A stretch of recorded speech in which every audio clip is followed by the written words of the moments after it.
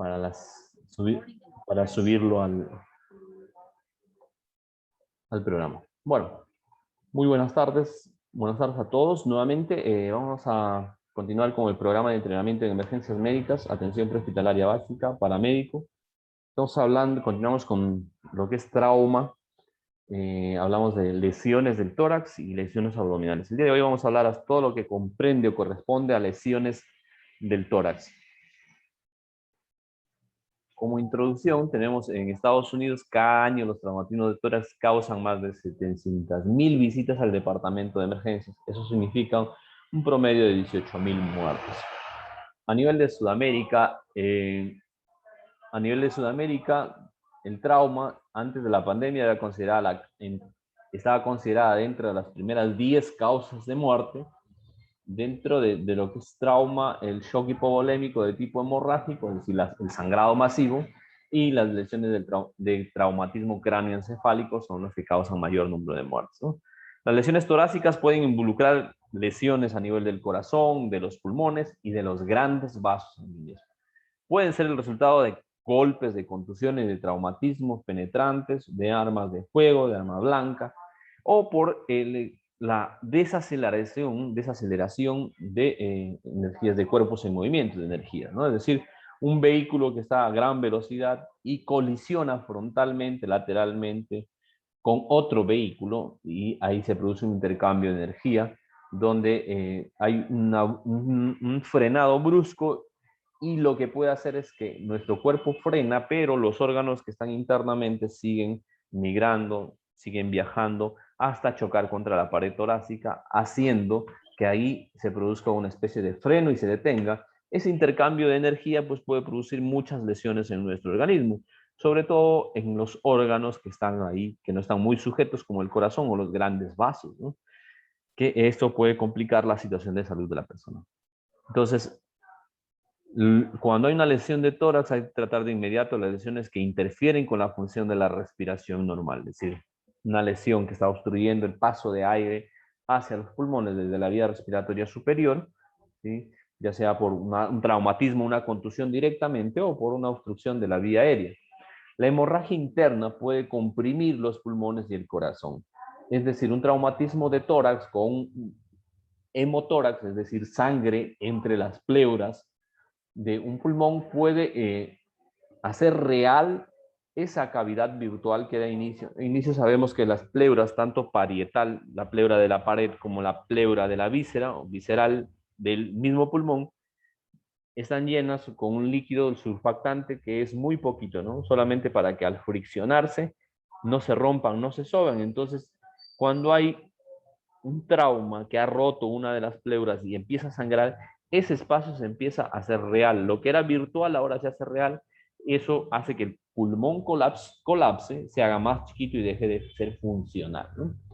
El aire puede acumularse en el pecho e impedir que los pulmones se expandan.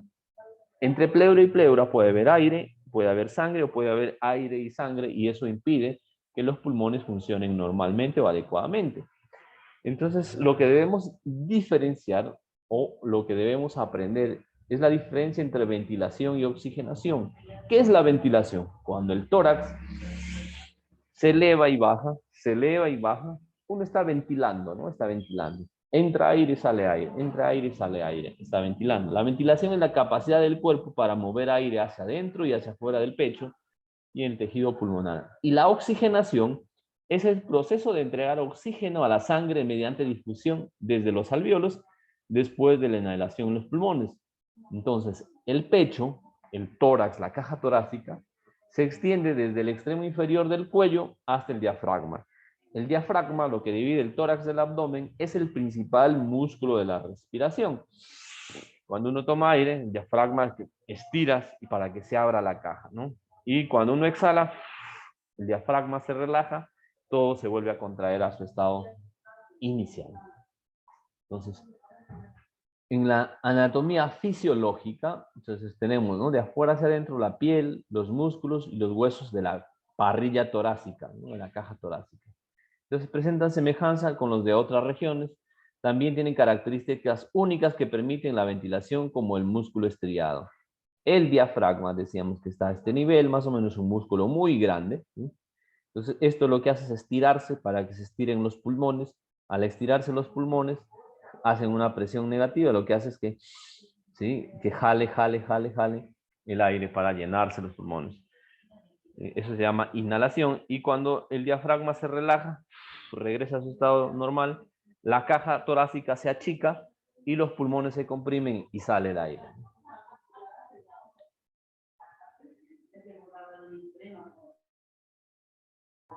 Entonces, lo que vamos a hablar es que el haz neurovascular se encuentra cerca y a lo largo del margen inferior de cada costilla.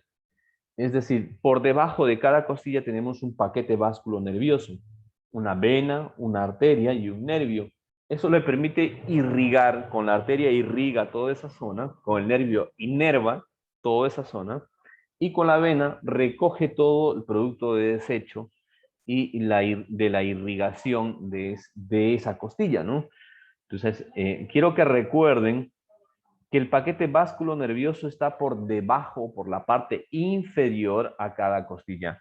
¿Por qué debemos recordar? Porque cuando a ustedes se les pida hacer una descompresión torácica en un neumotórax, atención, tienen que hacerlo por encima de la costilla, no por debajo, porque si presionan o pinchan por debajo, se van a llevar la arteria, se van a llevar la vena, se van a llevar al nervio.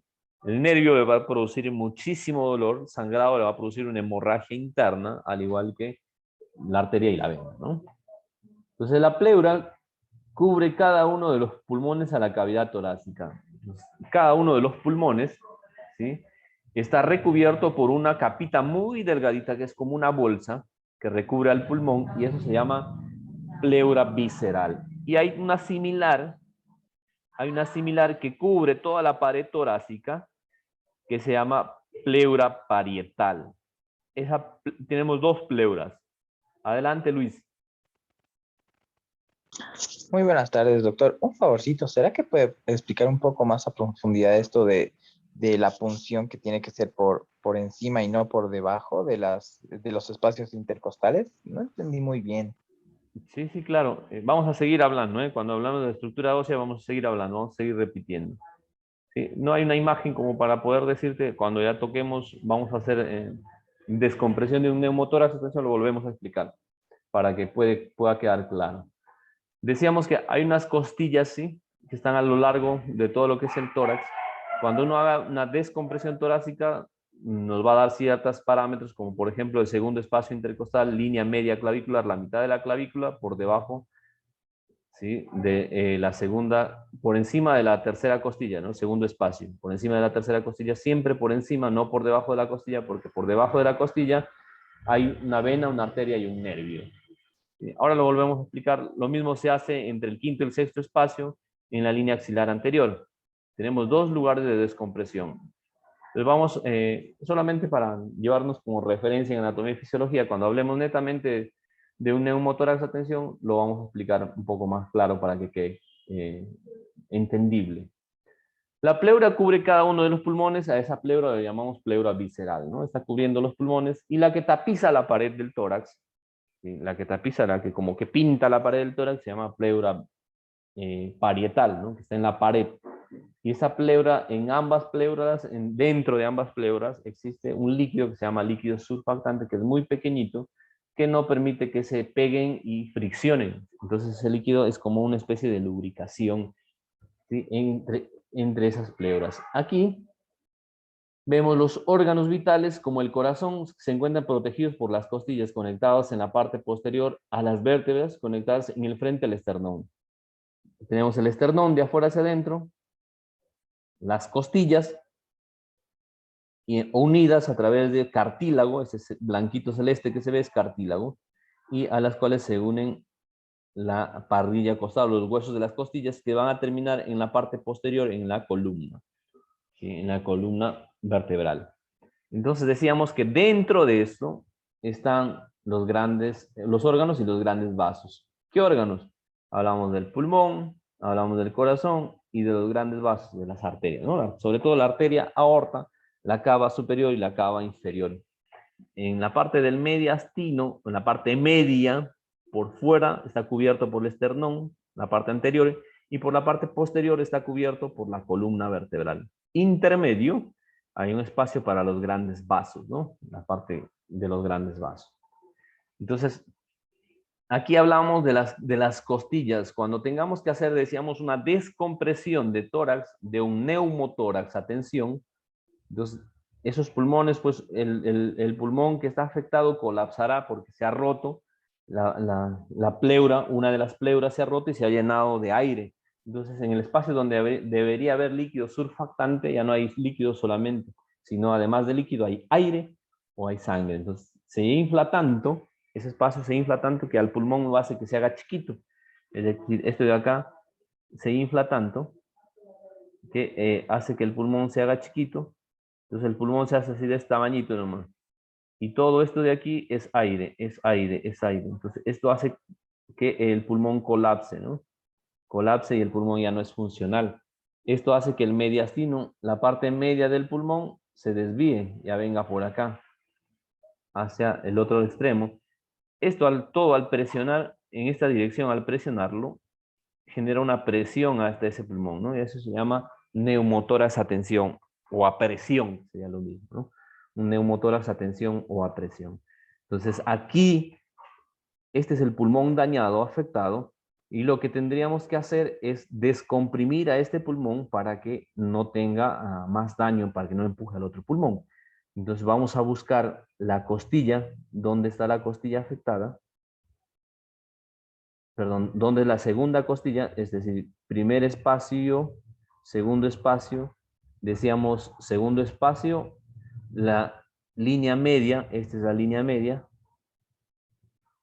esta es la línea media, segundo espacio, este es primero, este es segundo, por encima de la tercera costilla, siempre por encima, entonces aquí voy a pinchar, entro en un ángulo de 90 grados, de arriba hacia abajo, de arriba hacia abajo, introduzco hasta que salga aire, empieza a salir aire, mi jeringuita tiene que estar cargado con 3 ml de solución fisiológica, ¿sí? Y cuando ingreso con una bránula número 14, un Avocat o Venocat o como lo denominen, número 14, entonces punzo el Venocat o Avocat número 14 con una jeringa con solución fisiológica sin tapa, no sin émbolo.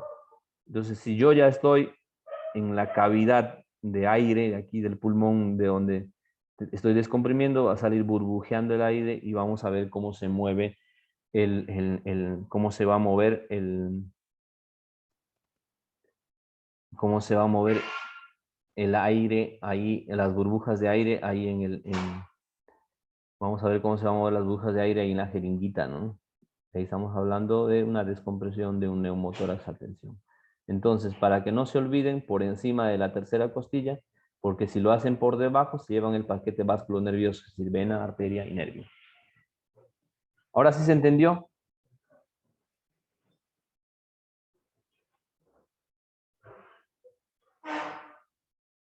Ahora sí, Luis, excelente. Para resfriarme. Entonces, el mediastino contiene el corazón y los grandes vasos, el esófago y la tráquea por la parte por delante,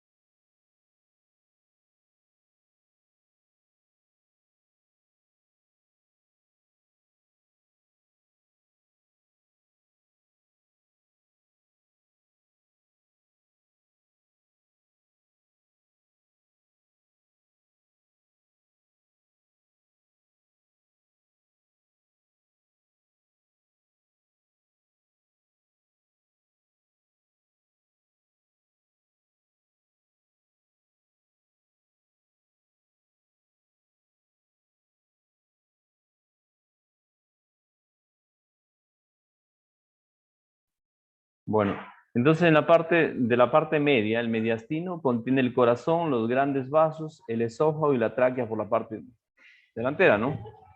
Cuando uno tiene un traumatismo por una colisión frontal, hay un frenado, ¿no? A grande energía, frena el cuerpo, pero los órganos internos no frenan, ¿no? No es que frenan ahí en el golpe.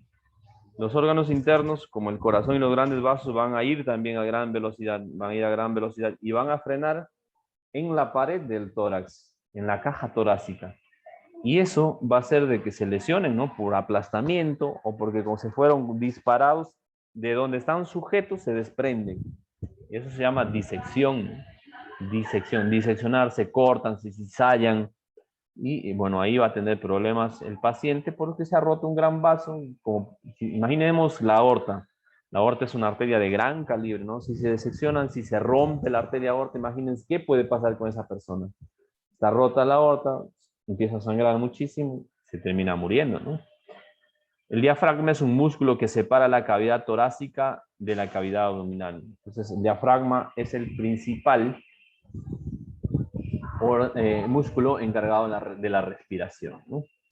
La mecánica de la ventilación, los músculos intercostales, los músculos que están a los costados de las costillas, se contraen durante la inhalación. Cuando uno mete aire, ¿sí? Jalan, y el diafragma se contrae al mismo tiempo. Entonces, toda la parrilla costal es jalada, ¿no? Es jalada. Los músculos intercostales y el diafragma se relajan durante la exhalación.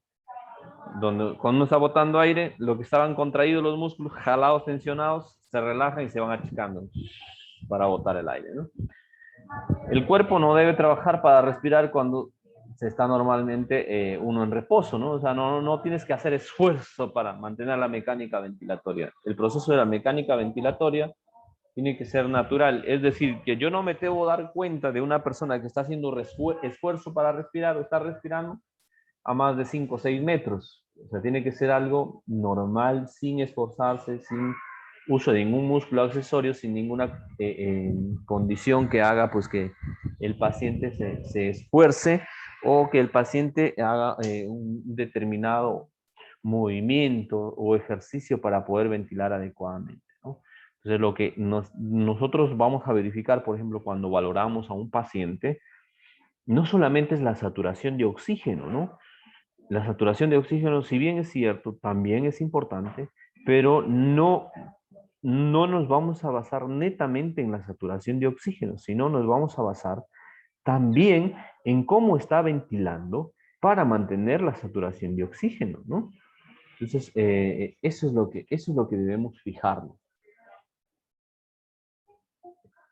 La mecánica ventilatoria tenemos el pulmón inflado y el pulmón desinflado, ¿no? Un pulmón inflado, el pulmón se llena de aire y todo ese aire que entra al pulmón se llama volumen tidal. Un volumen tidal lo suficiente como para poder expandir o llenar ese tórax, ¿no?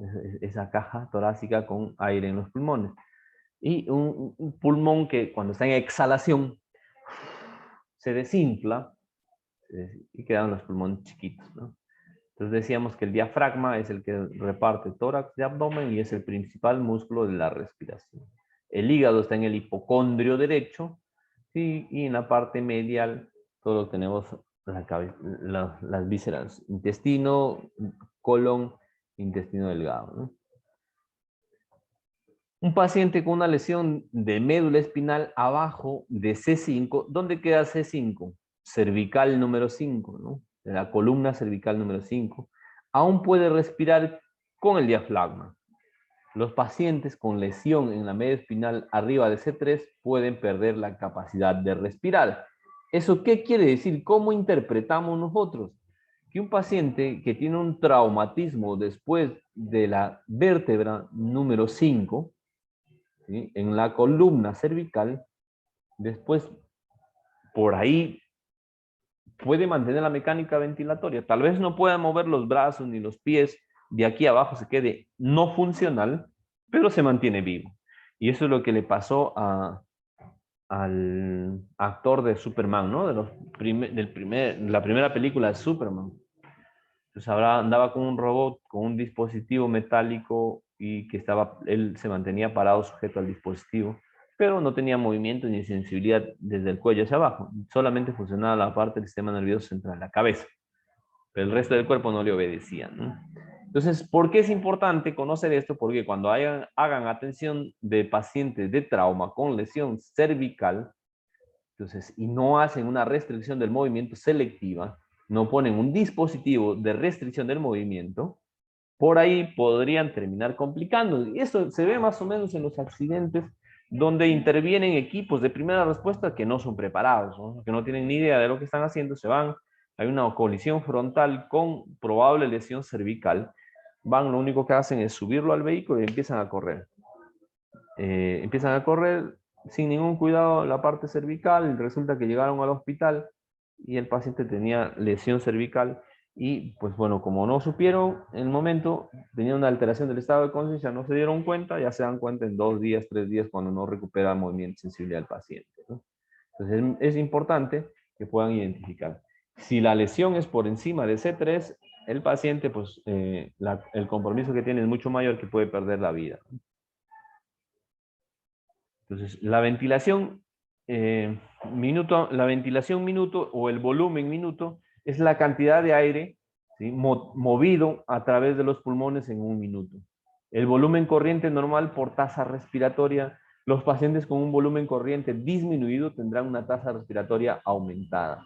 Es decir, si un paciente no está metiendo mucho aire, mete poquito aire, entonces, ¿cómo va a compensar? Haciendo más veces ese poquito de aire que mete, ¿no? Imagínense, tenemos un volumen tidal de 1500, póngale que casi la mitad se queda en el espacio muerto anatómico y el resto casi, no sé, un 10% en el espacio muerto fisiológico y el resto entra en cavidad de intercambio gaseoso.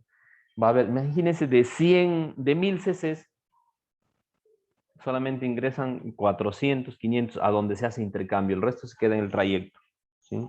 Entonces los pacientes con un volumen corriente disminuido tendrán una tasa respiratoria. Pero este paciente que normalmente metía 400 cc, normalmente, ahora tiene un compromiso en la vía respiratoria, alguna infección, y ya no mete 400, sino mete 200.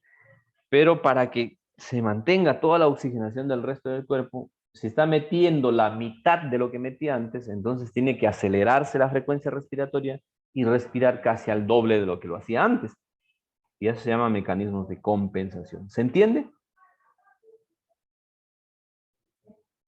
¿Se entiende o no se entiende?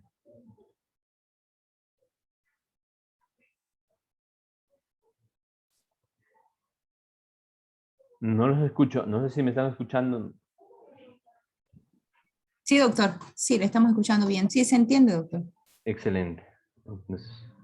Entonces si va a entrar menos aire, tiene que hacer más veces la respiración para que compense, ¿no? Eso se llama mecanismo de compensación. ¿Cómo describirían esta lesión?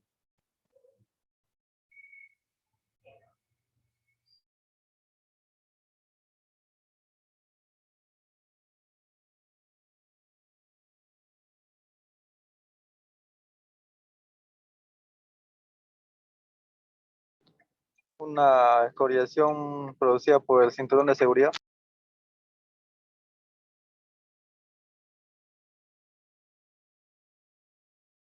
Una lesión, ¿qué me dijiste, perdón?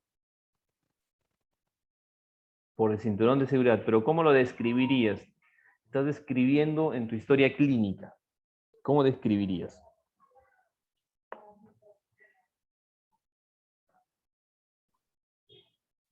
Quizás como dice ahí, no es una lesión torácica, pero cerrada, ¿no? Claro, no hay comunicación de los órganos internos hacia afuera, no está saliendo sangre, no está saliendo aire. ¿Sí? Vemos primero, describimos una lesión en el tórax, ¿sí?, de una coloración rojiza con unas lesiones escoriativas. Lesiones escoriativas en esta parte, no sé, hay que medirlo más o menos de cuánto, con las heridas de cuánto de profundidad, y si tiene entrada o salida de aire. Eso es lo que vamos a describir. Entonces, es una lesión torácica cerrada, la piel no está rota, no se refiere a que que no está comunicando con la cavidad interna, ¿no? En general tiene como causa un golpe, una contusión. Esto más o menos podríamos relacionarlo con, con un accidente de tránsito, ¿no? Un cinturón de seguridad, probablemente. Lesiones torácicas cerradas pueden causar contusiones cardíacas y pulmonares significativas. ¿Eso qué significa? Que eso puede hacer que se lesione el corazón, ¿sí? Que el corazón viaje, choque contra la pared del tórax y pueda cizallarse o romperse. La...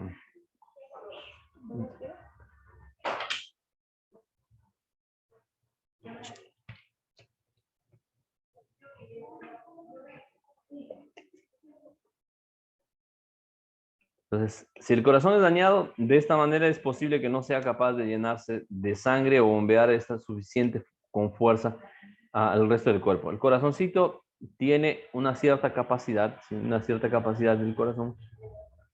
Imagínense, ese es el tamaño del... En 5 minutos. Okay.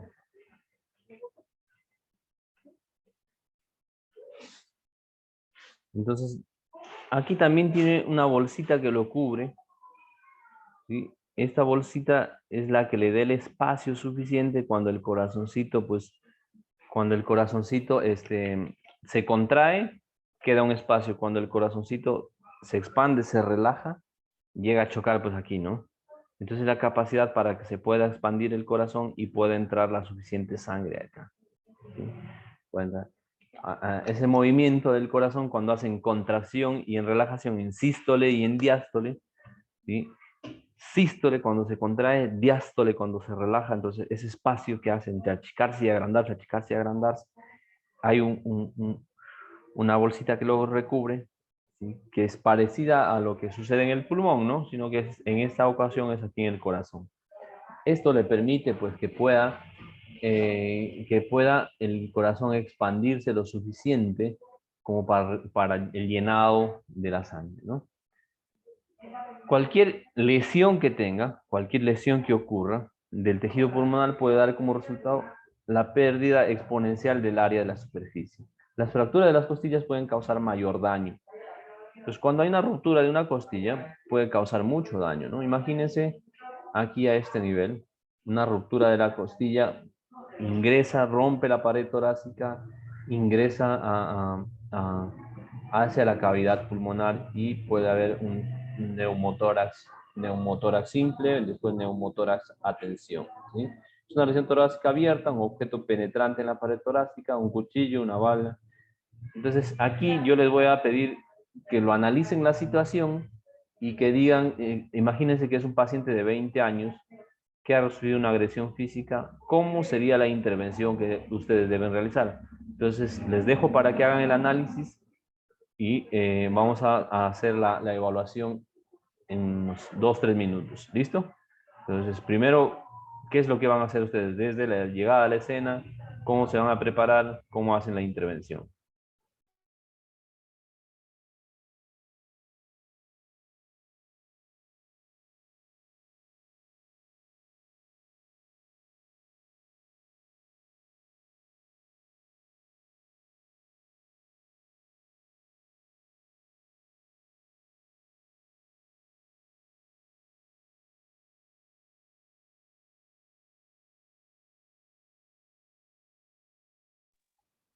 Doctor, creo que se pasó la diapositiva del caso.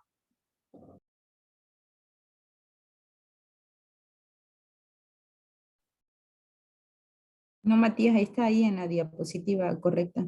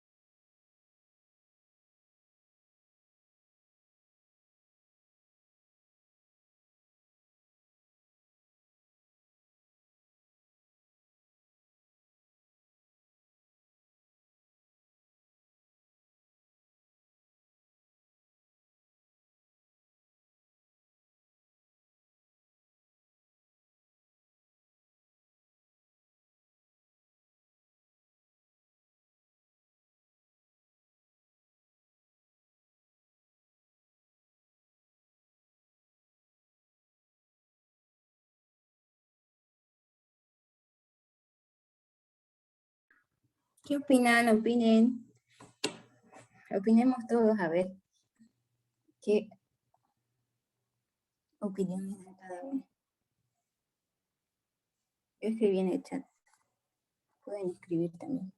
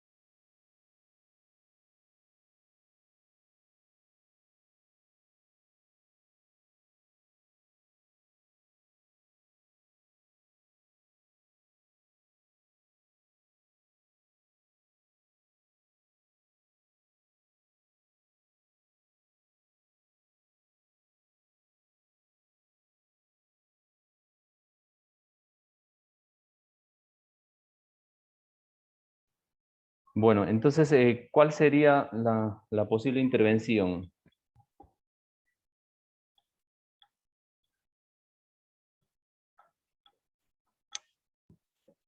Luis, adelante, Luis. Bueno, para empezar, la seguridad de la escena, ¿no? Ver Muy si el bien. agresor ya está debidamente, eh, que ya no esté el agresor. Posteriormente a eso, empezar con una evaluación inicial X, A, B, C, D, E, ¿no? Si es que es necesario en la parte de la lesión, específicamente en el tórax, hacer hemostasia, si es que se ve necesario, sin quitar el objeto. Si es que no sería necesario hacer hemostasia, inmovilizar el objeto, luego pasar a la letra A, verificar que la vía aérea esté permeable, luego a B. En B, sobre todo, poner mucha atención a lo que descartar un neumotórax, haciendo una auscultación con fonendoscopio a los sonidos pulmonares, igual revisar ingurgitación yugular y desviación de la tráquea, ¿no? Si es que encuentro un neumotórax, esta parte no estoy seguro, Doc, pero quizás se podría hacer una descompresión a la altura media clavicular y segundo espacio intercostal, ¿no? Con el objeto ahí a la altura axilar que ya esté inmovilizado. Eh, Además de, obviamente, revisar oxigenación, pulsaciones por minuto del paciente, además de si es que existiría una hipertensión o una hipotensión, lo cubriría el paciente y no, luego vería el estado de conciencia del paciente y por último lo cubriría con una manta térmica. Muy bien. Entonces, ustedes tienen que diferenciar de que no todos los neumotórax se descomprimen, ¿eh? Ustedes tienen que diferenciar dos situaciones. Un neumotórax simple de un neumotórax a tensión. Un neumotórax simple, hay aire entre pleura y pleura. Un hemoneumotórax, hay aire y sangre entre pleura y pleura, pero no hay una desviación del mediastino. Entonces, ¿qué es una desviación del mediastino? Entonces, lo que vamos a buscar es la línea media y vos hacías referencia de desviación de la tráquea. Entonces, aquí vamos a verificar. Si está desviado la tráquea, eso quiere decir que este pulmón está chiquito, el pulmón está chiquito, pero este espacio está lleno de aire o de aire y sangre. Entonces, este aire que está acá, ese aire que se encuentra en ese lugar, ¿sí? Imagínate, todo esto es aire, está haciendo presión a este pulmón chiquito, está haciendo presión a este pulmón chiquito y a eso se llama neumotórax a tensión, está haciendo tensión o presión. ¿Qué otros cambios se van a producir con la tensión? Desviación de la tráquea se va a ir hacia un costado. ¿Qué otros cambios? Ingurgitación yugular, las venas yugulares se vuelven gruesas. ¿Qué otros cambios?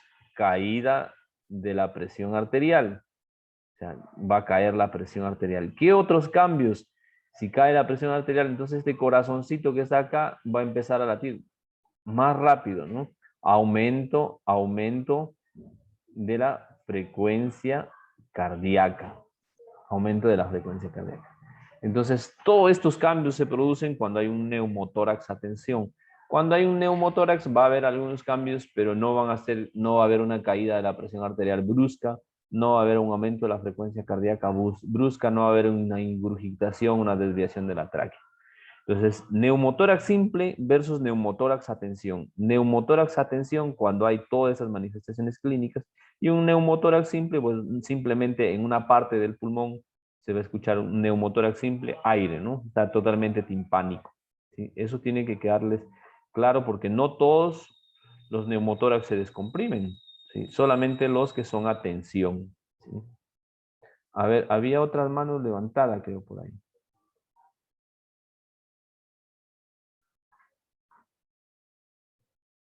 No sé Doc, si... una consulta, perdón. En este caso que hay un objeto extraño incrustado y obviamente lo inmovilizamos, no lo sacamos. si es que tenemos que hacer una descompresión, la hacemos en los espacios normales, ¿no? En el espacio medio clavicular, espacio segundo, espacio intercostal o el quinto espacio intercostal mediaxilar, ¿no? Mira, Sin retirar el objeto.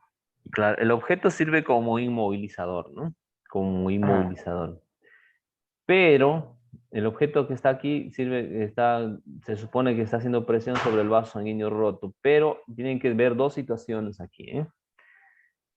Si el objeto no está llegando al corazón, no hay movimiento del objeto con los latidos del corazón, se inmoviliza. Si el objeto está incrustado y ha llegado al corazón y el corazón al latir hace que se mueva el objeto, no se inmoviliza. ¿Sí? Entonces, lo digo por la ubicación en la que está, ¿no? Por la ubicación en la que está. Si fuese por otro lado, hay que inmovilizarlo totalmente.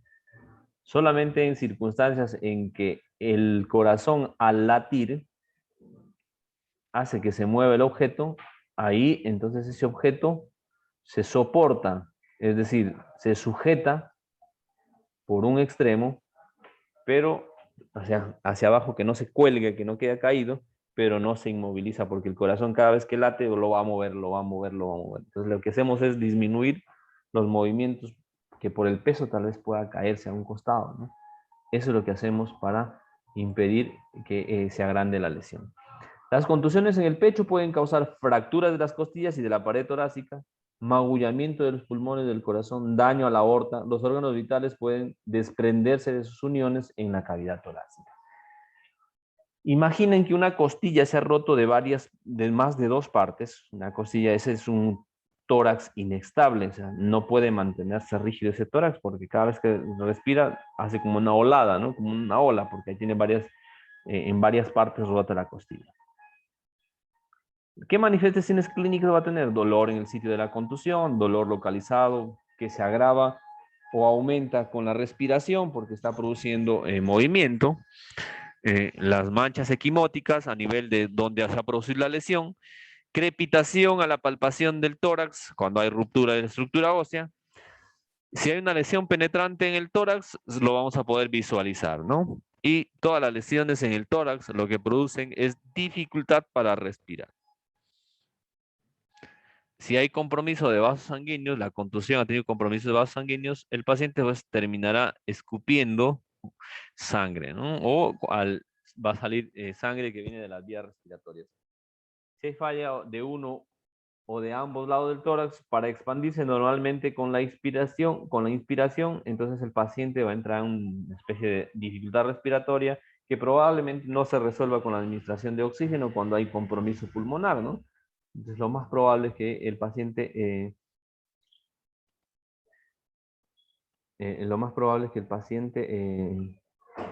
pueda hacer un neumotórax a tensión.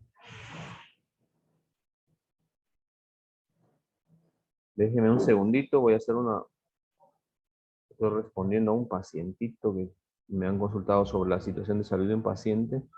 Un segundito, ahora continuamos. Me envío los datos del paciente, dónde está y que tienen que preguntarle al otro médico que está de turno. Yo ya salí del hospital, pero le habían dado mi nombre como referencia.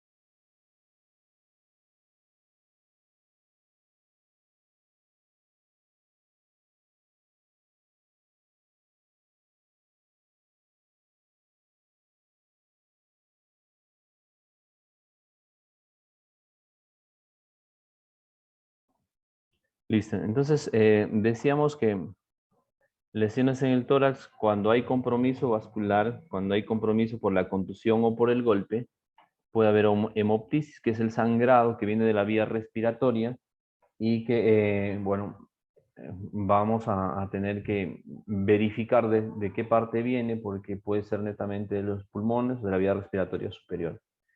Si ambos pulmones están fallando, entonces probablemente el paciente no le responda al tratamiento con oxígeno, ¿no? El oxígeno, ustedes le van a administrar oxígeno, pero si hay un compromiso en ambos parénquimas pulmonares, el paciente va a tener una dificultad respiratoria más grande y que se le pueda complicar. Y si no está oxigenando adecuadamente sus pulmones, entonces va a tratar de compensar con la aceleración de la frecuencia cardíaca, es decir, esos glóbulos rojos están funcionando con menos capacidad, entonces si funcionan con menos capacidad tiene que ser más rápido para poder compensarlo, ¿no?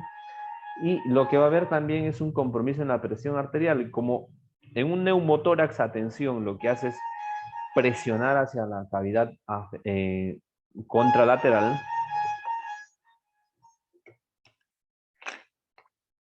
presionar hacia la cavidad contralateral, entonces también se va a ver afectado el corazón, ¿sí? Se va a ver afectado el corazón y eso va a hacer que caiga el gasto cardíaco, es decir, que baje la presión arterial, la frecuencia cardíaca, que en un inicio estaba elevada, después termina bajando, ¿no? Y al no haber buena perfusión distal, es decir, no haber buena circulación, entonces va a haber un cambio de coloración en la parte distal, en las uñas, en los dedos, alrededor de los labios, va a haber un cambio de coloración. Y eso llamamos cianosis por mala perfusión. Los pacientes con lesiones torácicas con frecuencia tienen respiraciones rápidas y superficiales. Muy superficiales, muy rápidas, ¿no? Eso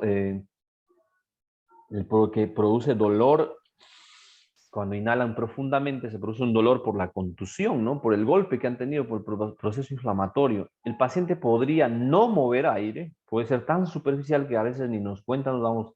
Es más, pasa que cuando se hace una evaluación rápida en un triage de múltiples víctimas, decimos, ¿no? Cualquiera sea el esquema de triaje que estamos empleando, decimos, a ver, la persona que me escucha se levanta y se acerca y puede caminar, levántese y se acérquese a donde yo estoy. Y hay personas que están con alteración del sensorio y tienen un poco movimiento de la caja torácica y decimos, bueno, ese ya está muerto o ya está catalogado dentro de los negros, ¿no? Cuando hacemos la evaluación rápida. Y resulta que no, que era por la contusión que en el tórax, que no estaba pudiendo manejar la mecánica ventilatoria de una manera adecuada. Entonces volvemos a revisarlo, hacemos una recategorización del paciente y entra dentro de otro grupo de categoría del paciente, los rojos, o dependiendo de cuántos tengan pacientes ustedes, cuántos auxiliadores tengan, ¿no? El paciente no podría, casi con una contusión de tórax, ustedes han visto que le da un golpe en la parte abdominal o en el tórax y el paciente se queda como seco, lo llaman, ¿no? Seco, que no puede mover aire, ni entra ni sale. O los que hayan estado en la explosión de una bomba lacrimógena, han visto que no se puede ni entrada ni salida de aire, algo así que impide de que puedan movilizar de una manera adecuada el aire, ¿no?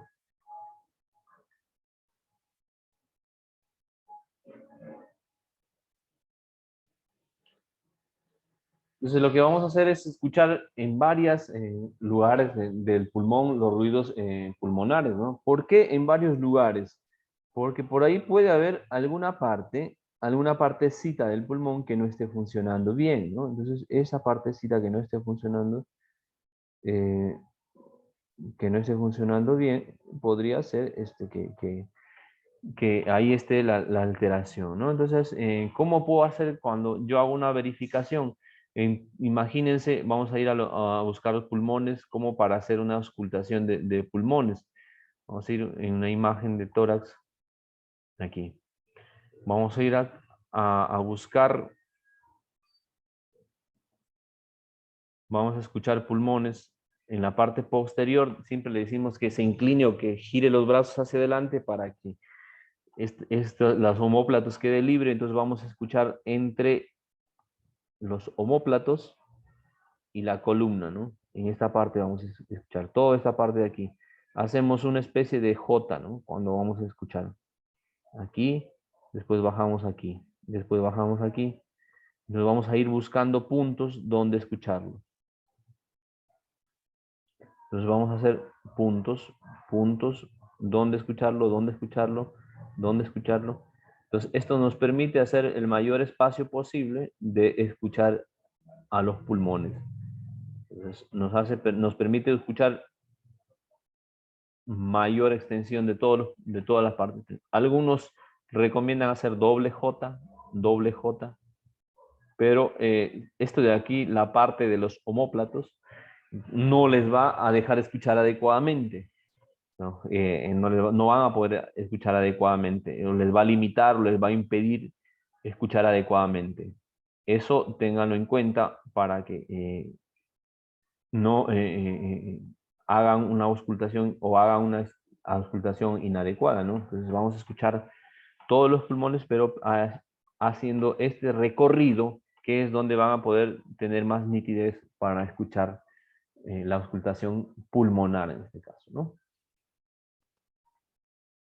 La seguridad en el lugar. Si el área es la escena de un crimen, no perturbe la evidencia. ¿Cómo no puedo perturbar la evidencia? Primero, alrededor de la lesión, ¿no? De donde está el paciente, tratar de comprometer lo menos posible el área. Segundo, donde ha sido la contusión. Imagínense que tiene una lesión en tórax.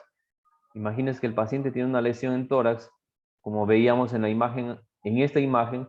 Entonces el paciente está con su ropa. Lo que no puedo hacer, el paciente no se puede mover. Dicen, hay que cortarle la ropa al paciente de trauma para poder ver dónde le vamos a hacer, dónde está sangrando y a poder hacer el control del sangrado. Entonces lo que no puedo hacer es cortar por acá, pues no puedo cortar por donde tiene comprometida la ropa como una evidencia. No puedo cortarle la ropa a este nivel, ¿no? No, ¿por qué? Porque estoy comprometiendo aquí el orificio de evidencia. Esta es la evidencia de que ha habido una agresión. Entonces no lo puedo hacer. ¿Por dónde tendría que hacer la incisión? Bueno, llevo por este nivel, ¿no?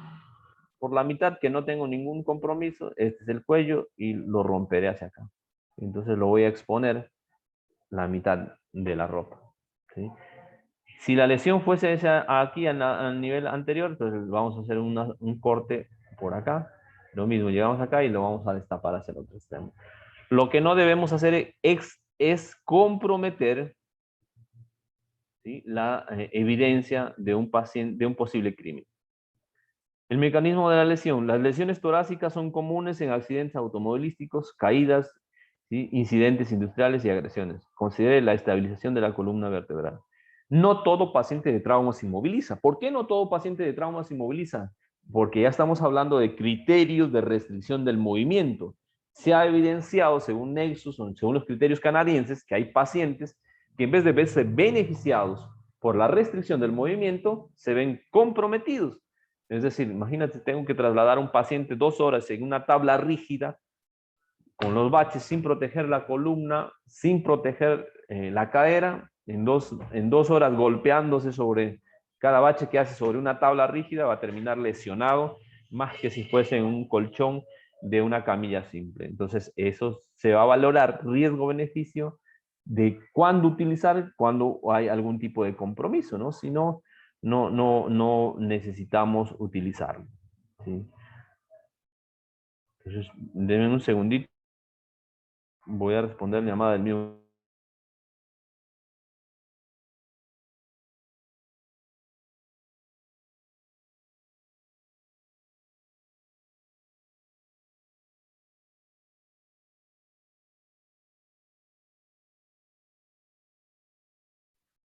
Entonces,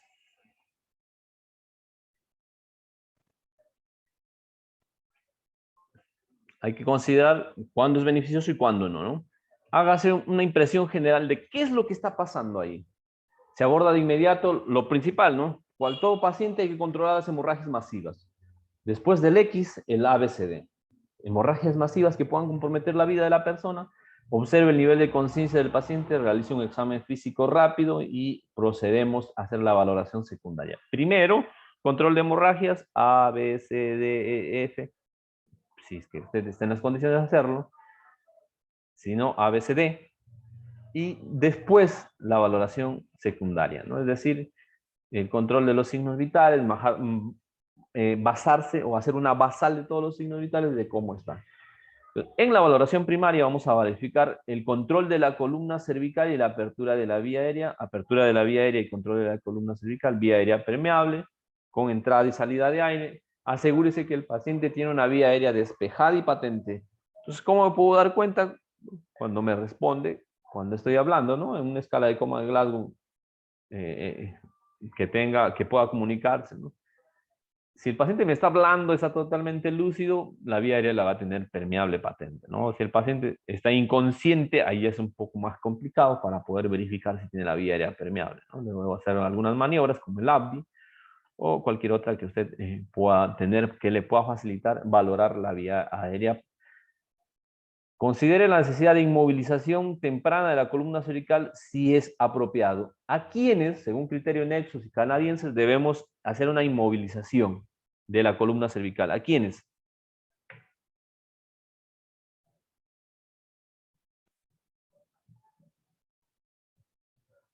¿Quiénes se inmovilizan?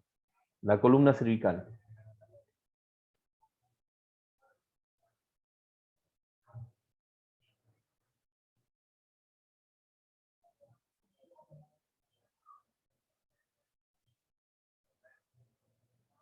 Pacientes con un Glasgow menor a 8, pacientes con lesiones distractoras, ¿Quiénes más? pacientes con sospecha de fractura en base de cráneo. Uh-huh. Muy bien. Intoxicados inconscientes también, ¿no? Los inconscientes también hay que hacerle restricción del movimiento, ¿sí? Entonces, si el paciente no le está doliendo, está totalmente despierto, está hablando, ha tenido una lesión, no sé, de tórax hacia abajo, no hay signo de battle o de batalla, signo de ojo de mapache, no hay dolor, entonces no habría necesidad en ese momento de hacer restricción del movimiento, ¿no? Entonces, considere también la necesidad temprana de la restricción del movimiento si el paciente ha sido intoxicado o está con signo de intoxicación, ¿no? Porque ellos no les van a poder brindar toda la información por la alteración del estado de conciencia.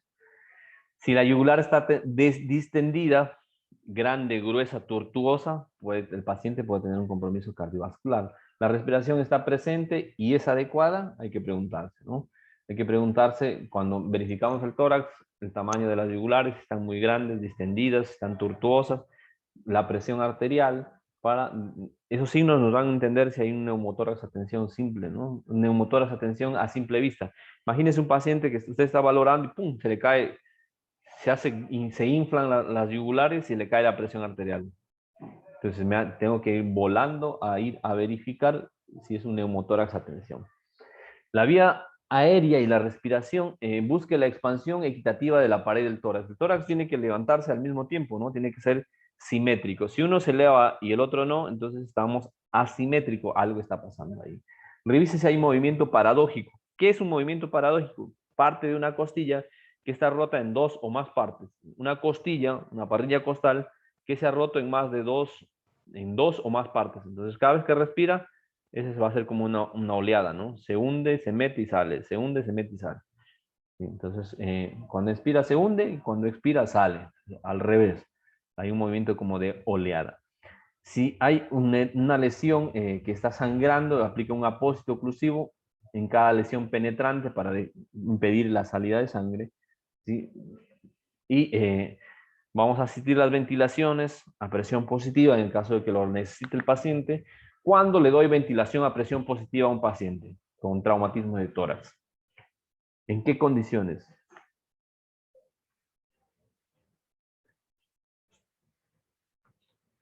¿En qué condiciones le voy a dar?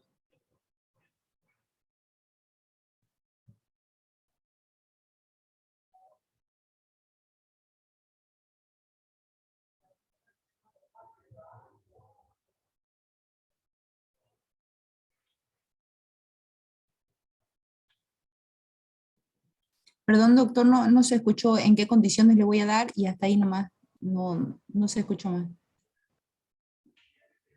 Bueno, les decía ¿En qué condiciones yo voy a hacer ventilación a presión positiva en un paciente con un traumatismo de tórax? ¿Cuándo? ¿Cuándo tiene qué características? ¿Cuándo le falta qué? ¿Cuándo, por ejemplo, cuánto sería la frecuencia respiratoria, la saturación de oxígeno? ¿En qué valores tendría que estar para darle ventilación a presión positiva?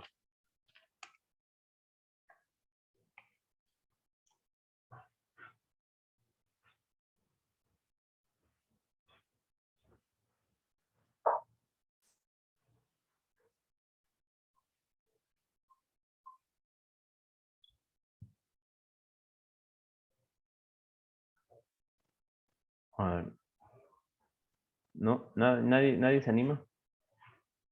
Un paciente, imagínense que ustedes llegan y lo ven, cuando se acercan, le cuentan, ven cómo está la frecuencia respiratoria, está muy exagerada y ustedes calculan en 15 segundos y lo ven que en 15 segundos ya tiene más o menos, no sé, 10 ventilaciones en 15 segundos. 10 en 15 por 4, 10 por 4, 40 va a llegar. Entonces, oxígeno alto flujo y presión positiva. Si no funciona el oxígeno a alto flujo, imagínense, está con más de 35 respiraciones por minuto, a pesar de estar con una máscara con reservorio a 15 litros. Entonces tiene que ir con oxígeno a presión positiva. Una frecuencia respiratoria de 8, menor a 8, el paciente ya está boqueando casi, ¿no? Entonces hay que ir con presión positiva. Cuando está hiperventilando, haciendo uso de músculos accesorios y que esa oxigenación no le permite tener una buena perfusión distal, debemos asistirlo con ventilaciones. Manténgase alerta ante la reducción de los valores de la saturación de oxígeno o un neumotórax a tensión latente. Entonces, ¿cómo me doy cuenta de la presencia de un neumotórax a tensión?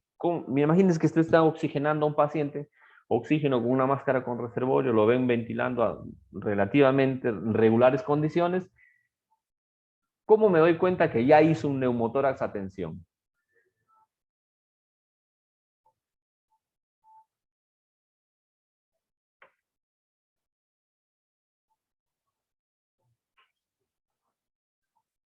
¿Cómo me doy cuenta que un neumotórax simple cambió a un neumotórax a tensión?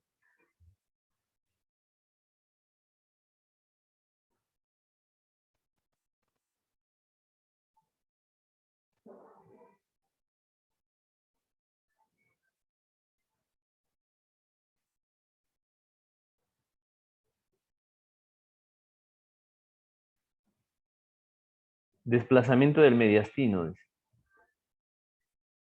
¿Sí? Taquicárdico, el paciente hipotenso. De inicio se vuelve taquicárdico, hipotenso, desviación de la tráquea. De la parte de aquí se ve un poco desviado. ¿Sí? Desviación de la tráquea. Ingurgitación de las yugulares del costado gruesototas. Cae la presión arterial y se acelera la frecuencia cardíaca. Después ya no van a encontrar ni pulso. Entonces, eso es lo que les va a hacer diferenciar a ustedes, ¿no? O sea, ratito dice neumotórax, atención, busquemos dónde hay que descomprimir. Circulación, la frecuencia y la calidad del pulso, el color de la piel y la temperatura. Entonces, hay pacientes que ya de por sí su condición son bradicárdicos. En quienes, por ejemplo, yo puedo encontrar una frecuencia cardíaca 50, 52, 53, 54, 55 y no tiene ninguna enfermedad. ¿En quiénes es fisiológico encontrar una bradicardia? ¿En quiénes? ¿En qué pacientes?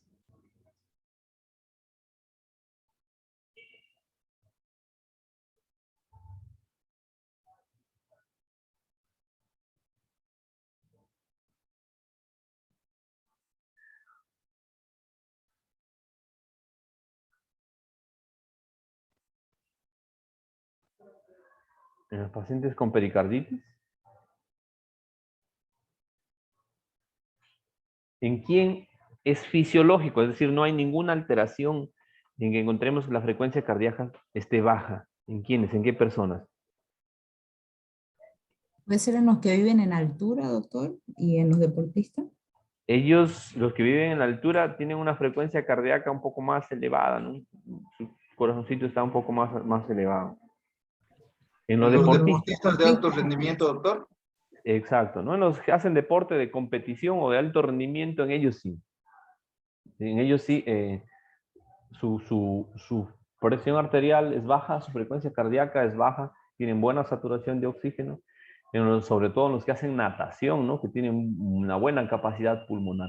En los que viven en lugares muy altos, más bien su frecuencia respiratoria puede estar por 23, 24, póngale Potosí, Oruro, el Alto, 23, 24 y es normal para ellos, normal. ¿Sí? Su frecuencia respiratoria es normal para ellos, ¿no? Entonces decíamos que un neumotórax simple y un neumotórax, atención, ya lo explicamos, colocar el color de la piel y la temperatura. Un paciente que está normotérmico, la piel generalmente es media rosada, dependiendo del corazón, la color que tenga, pero va por ahí. La temperatura tiene que estar calientito, más o menos controlamos con el dorso de mi mano, ¿sí? Vamos a llevarlo al cuello, a los costados de la parte abdominal, ¿sí? La parte lateral, y voy a comparar con mi frente, ¿no? Porque por ahí está expuesto a un lugar muy cálido o está expuesto a un lugar muy frío y puedo decir, ah, no, está en hipotermia, cuando en realidad no es así, ¿no? La decisión de transportar los pacientes, ustedes cuando hacen la valoración del paciente van a tomar la decisión a quién llevarlo primero, a quién no, ¿no? Cuando tengan que hacer una selección de pacientes. Pero si no hay que hacer selección de pacientes, pues llevamos al paciente que corresponda, ¿no? Al primer paciente que nos encontramos. Ya, el tema es difícil cuando hay que hacer una selección de un triaje múltiple, ¿no? Cuando hacemos la categorización de los pacientes y vemos quién tiene más, está grave y tiene más posibilidades de supervivencia. Entonces, eso es lo que se van a ir primeramente. Estas características que vemos aquí son 12 condiciones mortales de un paciente que tenga una lesión en el tórax. Todo paciente de trauma, ¿sí? Una de las principales causas de muerte es la obstrucción de la vía aérea. ¿Por qué en trauma la obstrucción de la vía aérea causa muertes?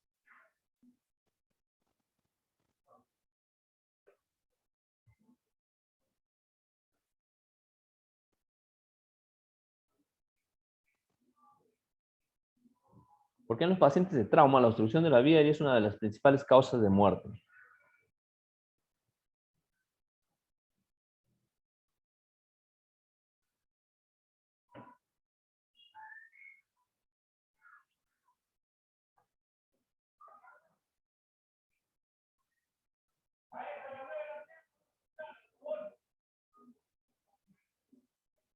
Impide el intercambio de oxígeno. Claro, no está entrando ni saliendo, no está entrando ni saliendo el aire, ¿no? Entonces, el paciente al estar inconsciente, lo que produce es que se pueda relajar la lengua y pueda bajar hacia la base. No es que se da la vuelta a la lengua, ¿no? Si no se relaja, se va hacia su base y va a depender de la posición que adopte el paciente, ¿no? Si está adoptado una posición en la cual no hay hiperextensión de la vía aérea, de la parte de la vía aérea, no está alineada, está obstruida y se relaja la lengua, entonces tapa el orificio por donde va a ingresar el aire, ¿no? Y como está inconsciente, no tiene mecanismos de protección, de defensa, se tapa y no hay por dónde entra, se muere. ¿Sí? Entonces la ruptura o desgarro bronquial, cuando hay un traumatismo netamente del parénquima pulmonar, el desgarre diafragmático, una ruptura del músculo principal de la respiración, entonces eso va a hacer de que no haya para jalar, pero no, para jalar con fuerza para que se expanda. Entonces se va a expandir muy poquito o de plano nada, ¿no? Lesión esofágica, una ruptura del esófago. Neumotórax abierto, una herida que tiene soplante, ¿no? Está lesionado el pulmón y la herida pues está soplando, entrando y saliendo aire, el aire que es absorbido y después es soplado. Neumotórax, atención, el aire se acumula entre pleura y pleura, presiona al mediastino y desplaza hacia el otro costado, presiona hacia el otro pulmón y no deja que se produzca el intercambio gaseoso. Un tórax inestable, cuando hay una ruptura de dos o más partes de una costilla, entonces cada vez que respira, cuando toma aire, esa parte rota se hunde y cuando exhala, regresa. Pues es inestable, ¿no? No es los dos partes del tórax que se levantan juntos, sino de una parte de la que está rota hace una especie de vaivén o de ola, ¿no? Hemotórax masivo, sangre entre pleura y pleura, pero muy abundante que compromete la expansión torácica. un tórax inestable, y hablábamos taponamiento cardíaco, que entre pleura y pleura, entre bolsita y bolsita del corazón, entre bolsita y bolsita del corazón, se llena. Decíamos que tenía que haber un espacio para que se contraiga, se relaje, se contraiga, se relaje. Entonces ese espacio se llena y no hay la capacidad para extenderse y contraerse, extenderse y contraerse. Entonces el taponamiento cardíaco no permite que el corazoncito se relaje para llenarse de sangre y se queda contraído. Entonces no va a haber una buena irrigación, ¿sí?, hacia el resto del organismo, ¿no? Disección aórtica, cuando hay una desaceleración brusca, un vehículo que va a plena velocidad choca contra otro vehículo, hay un proceso de frenado, de desaceleración brusca, que los órganos internos también viajan y se golpean contra la pared del tórax, y eso produce que haya una disección de la aorta. Se rompe la aorta, se corta y empieza a sangrar, ¿no? Empieza a sangrar, y eso es muy difícil, la muerte es casi segura, ¿no? Contusión miocárdica, un golpe en el pecho a nivel del corazón, y una contusión pulmonar, un golpe en el tórax a nivel de los pulmones, ¿no? Esto va a producir, son las principales causas de muerte, ¿no?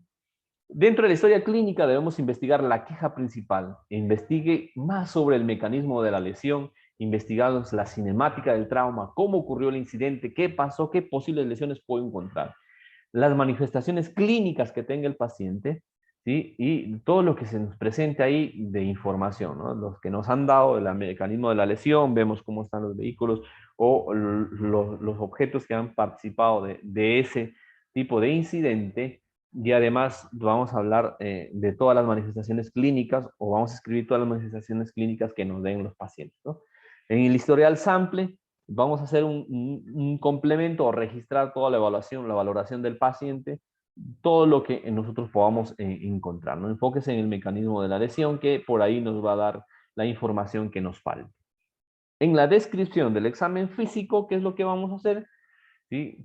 Primero, una inspección general de cabeza a pies, y después ya vamos a ir enfocándonos parte por parte de acuerdo a la cinemática del trauma, es donde le vamos a dar mayor énfasis, ¿no? La cinemática del trauma me dice que tiene una colusión frontal, entonces, ¿qué voy a posiblemente encontrar? Una lesión a nivel frontal, una lesión a nivel cervical por el latigazo, ¿sí?, una lesión en el tórax, porque ha ido impactado sobre el volante, el tipo que estaba conduciendo su vehículo, en las rodillas, en la cadera, en los miembros inferiores.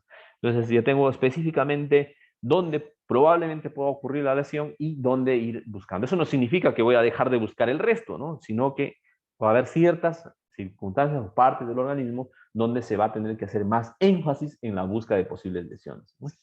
Lesión aislada, la queja del paciente, la región del cuerpo afectada, la ubicación y la extensión de la lesión, aspectos revisando anterior y posterior de la caja torácica, y los cambios respiratorios. Lo que se pueda ocurrir en el paciente, todo vamos a ir describiendo, registrando, ¿no? Dice, en un traumatismo significativo con probabilidad de afectar múltiples sistemas, comience con un rápido examen físico. Entonces, podemos utilizar varias mnemotecnias para poder describir al paciente de cabeza a pies, para determinar la naturaleza y la extensión de la lesión, ¿no? Entonces, mnemotecnias hay muchas que pueden utilizar, pero lo que deben hacer es ir desde lo más básico, ¿no? Lo más básico. Las manifestaciones clínicas del paciente, vamos a evaluar, ya cuando hacemos la valoración secundaria, nos vamos a basar o vamos a hacer una basal de los signos vitales para ver cómo está ahora y cómo lo vuelvo a ver en 5 minutos, ¿no? Porque la valoración de estos pacientes es constante, ¿no? Es constante. Vamos a valorar el pulso, la respiración, no solamente cómo o cuántas hace en un minuto, sino cómo es la calidad, ¿sí? Si está haciendo uso de músculos accesorios, ¿sí?, los intercostales, serratos, si está muy exagerada la mecánica ventilatoria, ¿no? O si está muy superficial, si está muy profunda. Vamos a valorar también la presión arterial, la condición de la piel y las pupilas. Una piel pálida, fría, diaforética, pues hará referencia a que no está teniendo una buena perfusión. Debemos volver a evaluar cada 5 minutos con una frecuencia, o si el paciente es crítico, en realidad nunca terminamos de evaluar, porque cuando estamos valorando algunos signos vitales ya se nos llegó los 5 minutos el resto, ¿sí? Entonces así vamos dando vuelta. Si el paciente está totalmente estable, entonces la valoración es un poco la valoración es un poco más lejana, ¿no? Un poco más lejana. Volvemos a valorar las veces que sean necesarias. La frecuencia del pulso y la respiración pueden disminuir en etapas posteriores de la lesión torácica. Entonces, va a haber signos que van a aumentar inmediatamente en la lesión o va a haber signos que van a cambiar posteriormente, ¿no? La reevaluación me permite a mí poder identificar si ha habido algo que no se ha podido solucionar y que el paciente sigue complicado. Si el paciente, imagínense, con la valoración primaria y secundaria se mantiene estable, entonces lo voy a valorar, lo voy a reevaluar en función a mi tiempo que tenga, ¿no? Pero si el paciente sigue inestable, entonces lo tengo que reevaluar permanentemente para ver dónde voy a corregir o dónde se me ha pasado, qué es lo que no está tan bien, ¿no? ¿Qué es lo que se reevalúa? Reevaluar la queja o la molestia principal, ¿sí? Evaluamos por aparato sistema. Si el paciente tiene alguna alteración en la vía respiratoria, ahí vamos a valorar, ¿no? La respiración, el pulso, la perfusión, las hemorragias. En el caso de que imagínense que su camilla siga manchando de sangre, entonces no me voy a ir así nomás, ¿no? Entonces tengo que hacer una revaloración, ver dónde está sangrando, dónde hay la fuga, dónde se está escapando y tratar de corregirlo. La revaloración de los signos vitales y observe la evolución. Mantenga una vía aérea abierta. El control del sangrado es lo principal en un paciente de trauma que está sangrando. ¿Sí? Coloque un apósito oclusivo si es necesario, presión directa.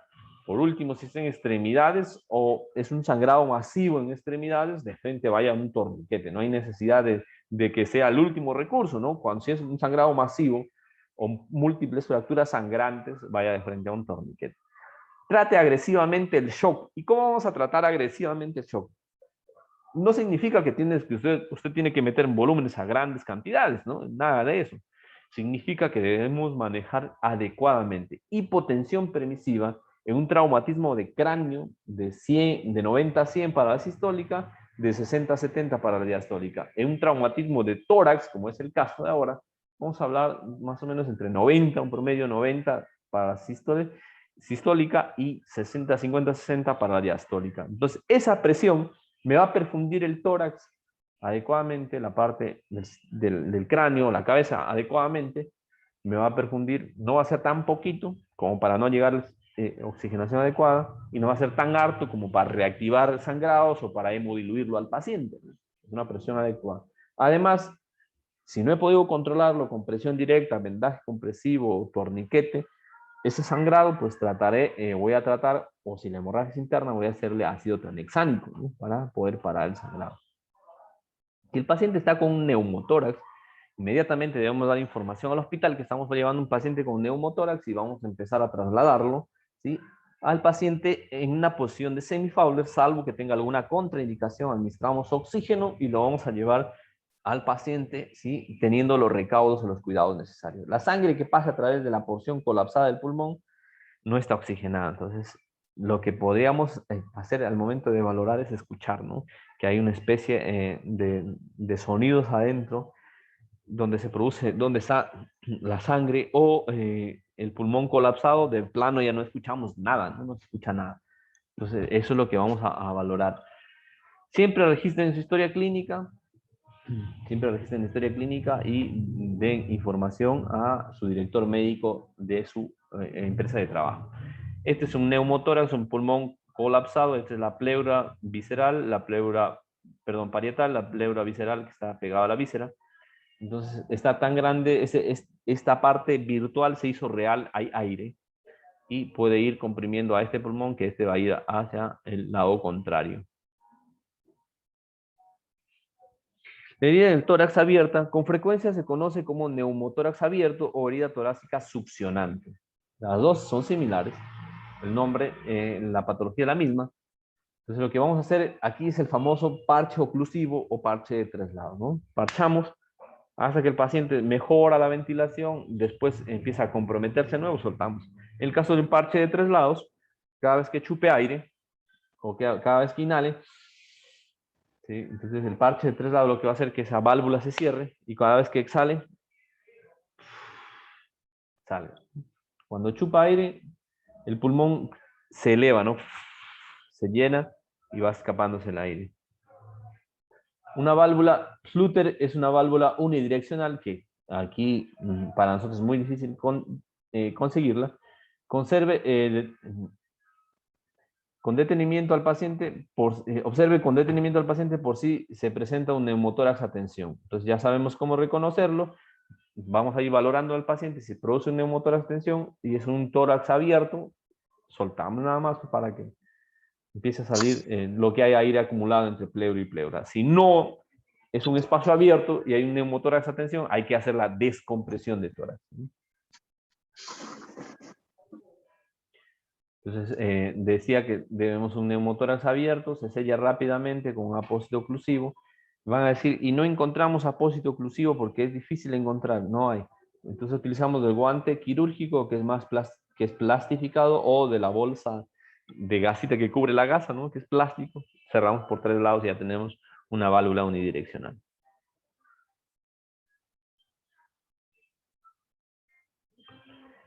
Imagínense, este es un paciente. Sí, un paciente que ha sido descomprimido, ¿no? Entonces aquí hay aire, se ha descomprimido, empieza a salir aire y el pulmón empieza a tomar su tamaño real, normal, ¿no? Un neumotórax simple no tiene como resultado cambios mayores en la fisiología cardíaca del paciente, es decir, los síntomas van a ser como si tuviese una contusión, un golpe, alguna alteración. Por lo común se debe a contusiones que dan como resultado costillas fracturadas. Suele empeorar, deteriorarse hacia un neumotórax a tensión o bien desarrollar complicaciones. Entonces, un neumotórax simple, golpe, una contusión y hay una partecita del pulmón que ha dejado de funcionar. Un neumotórax a tensión es tanto el aire que está yendo a desplazar hacia el otro pulmón, ¿no? Entonces, eso es lo que le hace diferente la caída de los signos vitales bruscamente, ¿no? Neumotórax de tensión es el resultado de la acumulación significativa de aire en el espacio pleural. Entre pleura y pleura, ¿sí? Incremento de la presión en el tórax. Por lo común tiene una causa, una herida, es decir, un orificio de entrada donde ha hecho que se comprometa, ¿no? Donde ha hecho que entre el aire y de que desplace al mediastino. Puede haber un neumotórax a tensión espontáneo. Generalmente los neumotórax a tensión o los neumotórax espontáneos, o sea, de aparición repentina, sin ningún trauma, sin ninguna otra causa, puede ocurrir. Puede ocurrir un pulmón que esté lesionado, dañado por consumo exceso de cigarrillos, que fuma mucho, que ha tenido un antecedente de alguna contusión o golpe, o no sé, un cáncer a nivel pulmonar puede producir, ¿no? Pero generalmente es muy difícil que ocurra a simple, un neumotórax simple sin ninguna causa. Entonces vemos el diafragma que separa la cavidad abdominal de la cavidad torácica, los grandes vasos como la aorta, la vena cava, ¿sí?, superior, la vena cava inferior, el pulmón comprimido, el corazón comprimido, la aorta comprimida. Entonces, este es un neumotórax, un pulmón lesionado, una entrada de aire que ha hecho que se separe ambas vísceras, es decir, la pleura parietal con la pleura visceral, y esto hace que se desplace el mediastino comprometiendo al lado contrario. Hemotórax, estamos hablando de sangre dentro de las pleuras, ¿no? La sangre se acumula en el espacio pleural por hemorragia alrededor de la caja torácica o desde un pulmón o un gran vaso. El tratamiento prehospitalario, los proveedores de atención prehospitalaria no pueden controlar ese tipo de hemorragia. Lo único que deben hacer es una vía aérea permeable, oxígeno, avisar al hospital y llevarse, ¿no? Entonces, el que quedarse en la atención prehospitalaria con un paciente con hemotórax es muy difícil el manejo porque hay que hacerle un tubo de avenamiento y eso no se va a hacer en la atención prehospitalaria a menos que tenga un médico totalmente capacitado para hacerlo, ¿no? Entonces, imaginen un hemotórax, el espacio pleural lleno de sangre, entre bolsita y bolsita está lleno de sangre, sitio de herida de la pleura parietal, de la pared, y solamente sangre, ¿no? Es hemotórax, hemosangre, tórax, sangre dentro del tórax, en la cavidad pleural. Pero puede haber una combinación de esto de ambos. No hablamos solamente de hemotórax, sino de hemoneumotórax. Hemo, esta es parte sangre, neumo, aire. Es decir, sangre y aire, que pueda comprometer también a los pulmones. Taponamiento cardíaco. La membrana protectora alrededor del corazón, el pericardio, se llena de sangre o fluido. Decíamos que hay unas bolsitas ahí, una netamente que cubre el corazón y otra que cubre la pared, ¿no? Entonces, en ese espacio se llena de sangre, hay un taponamiento. Entonces, no deja que el corazón se expanda, ¿sí? Entonces, el corazón se queda contraído, no se puede relajar. Eso impide que el corazoncito pues se llene de sangre y empiece a mandar sangre a la circulación. Si lo hace de una manera disminuida su capacidad, ¿no? Entonces eso compromete el gasto cardíaco del corazón. Es un corazón normal cuando hay un taponamiento cardíaco, un pericardio, entonces adentro se ha llenado, ¿no? Está lleno ahí, no permite que el corazón normal se expanda. Fractura de las costillas. Es común, en particular en los ancianos, la fractura de una de las 4 costillas superiores. Es un signo de muy mal pronóstico, ¿sí? Entonces una costilla fracturada puede causar un neumotórax, puede causar un hemoneumotórax, ¿sí? Y esos pacientes pueden complicarse. Imagínense, está ahí a nivel de los pulmones, de los grandes vasos. Lo que primerito que vamos a hacer es administrar oxígeno para que el paciente disminuya la expansión torácica, no exagere con la mecánica ventilatoria y no se lesione. Un tórax inestable, lo explicamos, ¿no? Una ruptura, un segmento de la pared torácica puede desprenderse del resto de la caja torácica. La porción desprendida se mueve opuesto a la normal. El tratamiento es tratar de que no lo toque, ¿sí? Que no lo toque, que solito se va a cerrar.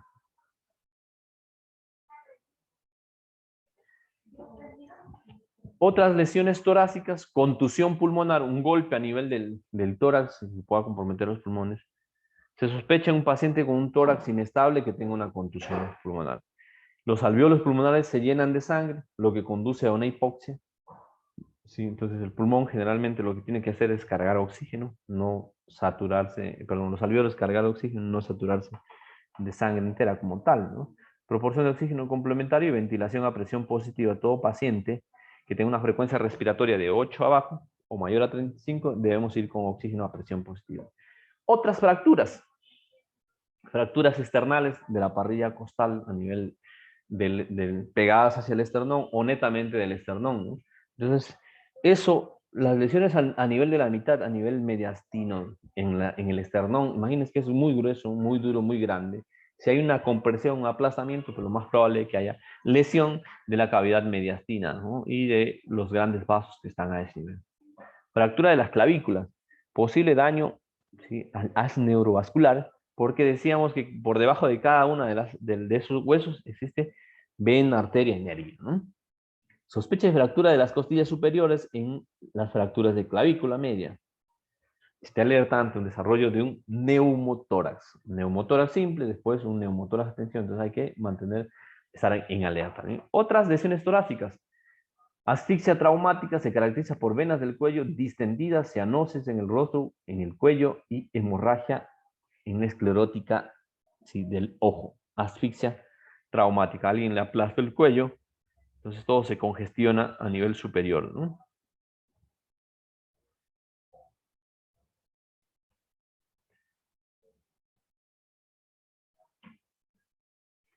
Entonces, ¿qué vamos qué vamos a hacer?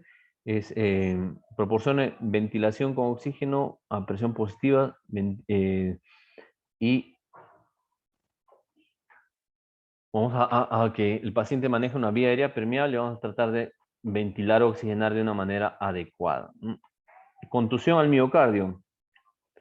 El paciente, un golpe a nivel del tórax superior izquierdo, a nivel cardíaco, puede haber una magulladura del músculo cardíaco, es decir, la contusión puede ser una lesión en el músculo. El corazón puede ser incapaz de mantener la presión arterial adecuada. Entonces, ¿qué es la presión arterial? ¿O cómo se mide? ¿O a qué se debe? ¿Cómo se produce? La fuerza con la que se contrae el corazón, la resistencia que ofrecen las arterias, es lo que produce la presión arterial, ¿no? La presión arterial. Entonces, cuando hay una alteración del corazón, no va a haber buena fuerza con la que se va a eyectar la sangre, ¿no? Entonces, eso va a verse alterado. Entonces, cuando hay una sospecha de una contusión miocárdica, en todos los casos de contusión grave del tórax, debemos valorar la presión arterial, ¿no? Considere el pulso y la presión arterial. Considere el pulso y la presión arterial en la valoración secundaria para poder tener control de los signos vitales, marcarse la basal. Y además debemos darle el soporte de oxigenoterapia o ventilación que necesita el paciente y vamos a trasladarlo inmediatamente al nosocomio que corresponda al paciente, ¿no? Cuando hay una contusión cardíaca, generalmente es causado por un impacto directo a nivel del tórax, ¿no? Entonces puede ser comprometido. Entonces puede dar como resultado, después de un golpe, de una contusión, el paro cardíaco. Eso se puede dar, se puede suscitar, ¿no? Puede dar como resultado el paro cardíaco. La fibrilación ventricular responde positivamente a la desfibrilación dentro de los primeros 2 minutos de la lesión. Imagínense, es muy difícil poder encontrarnos en un golpe, una contusión y estar preparado con nuestro material, con un desfibrilador externo automático para poder darle una descarga eléctrica, ¿no? En una fibrilación, se lo vamos a desfibrilar. Es muy difícil encontrarlo, ya generalmente encontramos con otros ritmos de paro, ¿no? Laceración de los grandes vasos. Puede avanzar rápidamente a hemorragias fatales. Imagínense una ruptura de la arteria aorta, un accidente de tránsito, hay una colisión frontal, se va, se choca, se sale disparado. Está con el cinturón de seguridad, el cinturón frena su cuerpo, pero no frena los órganos internos. Los órganos internos van y se golpean contra la pared de su tórax. Y ahí puede haber una ruptura, ¿sí? Puede haber una ruptura de los grandes vasos, por ejemplo, la aorta. Imagínense, se ha roto la aorta, el paciente empieza a sangrar, ¿no? Por esa ruptura. Entonces, lo que tienen que hacer ahora es optimizar la oxigenación, la entrada de líquidos que no sea exagerada, mantener una hipotensión permisiva, si es que nos da tiempo, porque lo más probable, si hay una ruptura de la aorta, es que se va a hacer ensangrado y que termine de morir en cuestión de minutos, ¿no? Entonces, si no ocurre eso, hay que tratar de manejarlo como cualquier otro paciente que tenga un sangrado. El apoyo ventilatorio, el oxígeno complementario, el transporte inmediato, la monitorización, ¿sí? De los cambios de los signos vitales. Entonces vamos a ver algunos ejercicios, a ver si por ahí coinciden. Cuando el tórax impacta en el volante con una rápida desaceleración durante una colisión de un vehículo automotor, la lesión resultante, la cual causa la muerte de los pacientes usualmente en segundos, es un hemotórax, la ruptura de la aorta, un neumotórax o la ruptura miocárdica. ¿Cuál de que consideran ustedes que es la respuesta correcta? Cuando el tórax impacta en el volante con una rápida desaceleración durante una colisión de un vehículo automotor, la lesión resultante, la cual causa la muerte de los pacientes usualmente en segundos, es... ¿Cuál es su respuesta? La D, doctor. Ruptura La D, miocárdica. la D, la D, E, D, D, ruptura D, miocárdica. D, Joel dice D la labial. B, D ruptura de la labial. aorta, dice Joel. Elba dice B, ruptura de la aorta. Peter dice D, ruptura miocárdica. ¿Quién da más, quién da menos? Nada, nos vamos a verlo, a ver. La respuesta es la B. Cuando el tórax impacta en el volante, enseguida una rápida desaceleración hacia adelante, las lesiones aórticas como el cizalladura o ruptura son la causa de muerte en casi 2/3 de los pacientes. Entonces, la respuesta era o es la B. Los signos y síntomas de una lesión torácica son todos los que siguen, excepto hemoptisis, hematemesis, movimiento torácico asimétrico, dolor que aumenta con la respiración. ¿Su respuesta cuál es? Los signos y síntomas de una lesión torácica son todos excepto hemoptisis, hematemesis, movimiento torácico asimétrico, dolor que aumenta con la respiración. ¿Cuál es su respuesta? La B, B labial. B labial, Hematemesis. hematemesis. ¿Sí? ¿El resto qué opina? La B, doctor. La B, Hematemesis.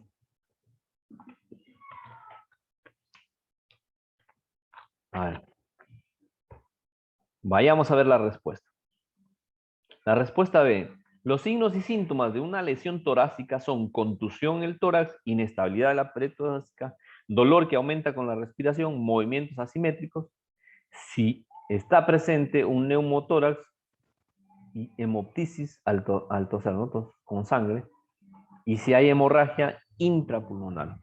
La hematemesis, el vómito con sangre, indica hemorragia en el tracto gastrointestinal, usualmente en el estómago del esófago, no en cavidad torácica. Pregunta número 3. Durante la evaluación de un paciente que fue apuñalado, usted observa una herida abierta en el tórax anterior izquierdo. Su acción más inmediata debería ser A. Colocar al paciente sobre el lado afectado. B. Transportar inmediatamente. C. Evaluar al paciente en busca de neumotórax. Atención. D. Cubrir la herida con un apósito oclusivo. ¿Cuál es su respuesta?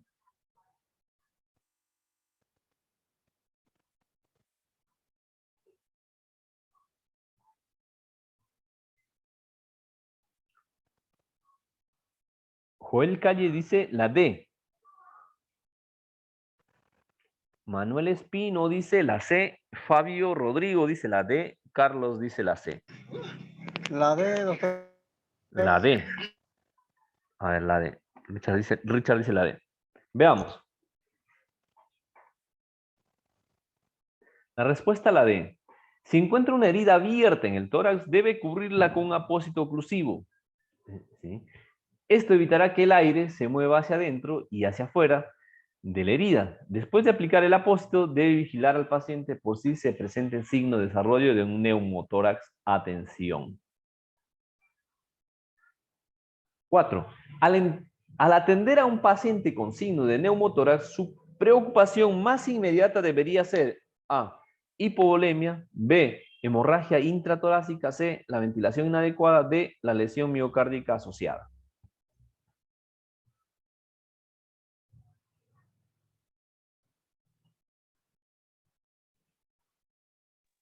La C, doctor. La C. Peter dice C. Eduardo dice C. Carlos dice C. A ver, veamos la respuesta. La C, doctor.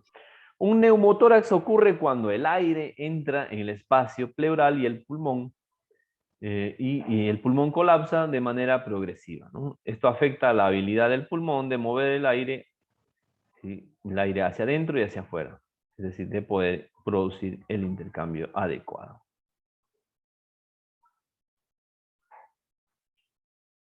Ahí me salté. ¿Con qué propósito se utiliza una válvula Flutter? Es decir, una válvula unidireccional en un paciente con neumotórax abierto. A. Previene que el aire se escape desde el interior de la cavidad torácica.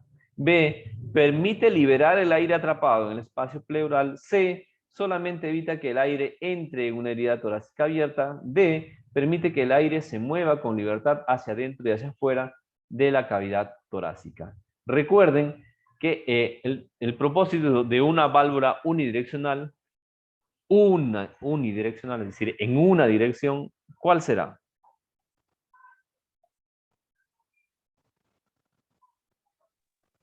Como ya vimos, la B.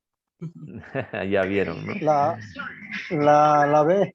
La B, porque ya se vio, ¿no? Ya se vio. Se trabó un poco el sistema. Bueno, la válvula Flutter unidireccional se usa para tratar pacientes con neumotórax abierto, heridas torácicas succionantes y sirve a dos propósitos. Permite que el aire atrapado en el espacio pleural escape durante la exhalación y evita que el aire entre el espacio pleural durante la inhalación.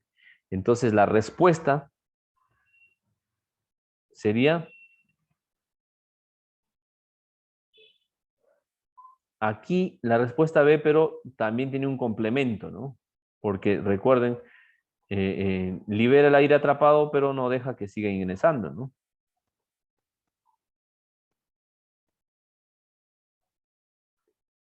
Los signos de un taponamiento cardíaco son todos los siguientes, excepto sonidos cardíacos amortiguados, pulso rápido y débil, yugulares colapsadas, estrechamiento de la presión del pulso. ¿Cuál es la presión del pulso? Es la diferencia entre la sistólica y la diastólica. Eso se llama presión del pulso. ¿Sí? Entonces, ¿cuál de esas será la respuesta? Los signos de un taponamiento cardíaco son todos los que siguen, excepto sonidos cardíacos amortiguados, pulso rápido y débil, yugulares colapsadas, estrechamiento de la presión del pulso.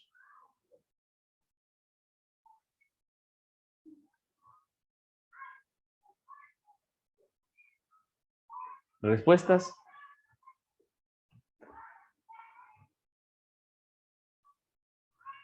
La B, dice. Fabricio B, Graciela B. ¿Y quién más? Peter B. Veamos. La respuesta es la C. El taponamiento cardíaco, cuya causa es casi siempre un traumatismo por penetración de tórax, ocurre cuando la sangre es acumulada en el pericardio. Esto afecta la habilidad del corazón para contraerse y relajarse. Como resultado, la presión arterial sistólica disminuye y la diastólica aumenta estrechamiento de la presión de pulso. Debido a que el corazón no puede expulsar adecuadamente la sangre, esta regresa más allá de la aurícula derecha, lo que provoca la distensión de las yugulares. En algunos casos, los latidos del corazón pueden estar amortiguados o ser distantes. Otros signos incluyen un pulso débil o la hipotensión. Los signos de taponamiento cardíaco, ¿sí? Los signos de taponamiento cardíaco son todos excepto las yugulares colapsadas. Un paciente sufrió una compresión grave en el tórax, fue aplastado, al quedar atrapado en un vehículo y un muro de ladrillo. Usted sospecha de asfixia traumática debido a la hemorragia dentro de la esclerótica de sus ojos. ¿Y cuál otro signo? ¿Cuáles son los signos de una asfixia traumática? Aparte de la hemorragia esclerótica. Venas del cuello planas, venas del cuello planas, cianosis en la cara y el cuello, movimiento torácico asimétrico, frecuencia cardíaca irregular. ¿Cuál es la respuesta? Cianosis en cara y cuello. Cianosis en cara y cuello. Veamos. A ver. B. El súbito incremento de la presión intratorácica da como resultado una apariencia característica que incluyen las venas del cuello distendidas y la hemorragia en la esclerótica de los ojos, lo que es una señal de la explosión de pequeños vasos sanguíneos, ¿no?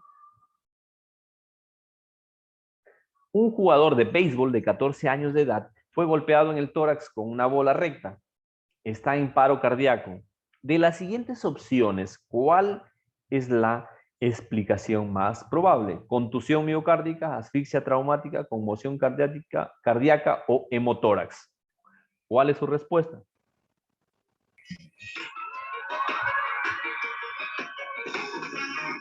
La D. La D. Hemotórax. La Graciela dice la C. Conmoción cardíaca. ¿Sí? ¿Están de acuerdo? Manuel dice la A. Contusión miocárdica. A ver, veamos la respuesta. La respuesta es la C. Y hace referencia a conmoción cardíaca. Un golpe. Está hablando de una bola, está hablando de un golpe, ¿no? La contusión miocárdica es una contusión torácica causada por un súbito impacto directo al tórax sobre el corazón, que solo ocurre durante una porción crucial del latido cardíaco de una persona. Entonces, estamos hablando de un golpe directamente a nivel del corazón y esto hizo que haga un paro cardíaco, ¿no? Ya nos mandó. El movimiento torácico paradójico se observa típicamente en pacientes con un tórax inestable, un neumotórax, una fractura de costillas aisladas, una ruptura del diafragma. ¿En qué pacientes se observa un movimiento torácico paradójico? El movimiento torácico paradójico se observa típicamente en pacientes con tórax inestable, un neumotórax, fractura de la costilla aislada, una ruptura del diafragma. ¿En quiénes?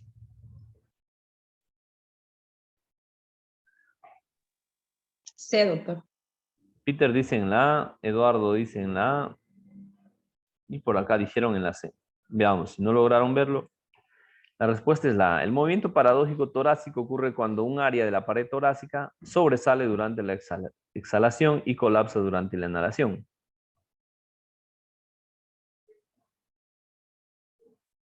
En pacientes que tienen un tórax inestable, ¿no? La pregunta número 10. Un hombre de 40 años de edad, quien era el conductor sin restricción de un automóvil que colisionó contra un árbol a gran velocidad, golpeó el volante con su tórax. Tiene una gran magulladura sobre el esternón y una frecuencia de pulso irregular de 120 latidos por minuto. Usted debería preocuparse más de que él, A, tenga lesiones en el miocardio, B, tenga un pulmón colapsado o hipoxia grave, C, tenga hemorragia extensa en el pericardio, o D, esté en riesgo extremadamente alto de fibrilación ventricular. ¿Su respuesta correcta cuál es?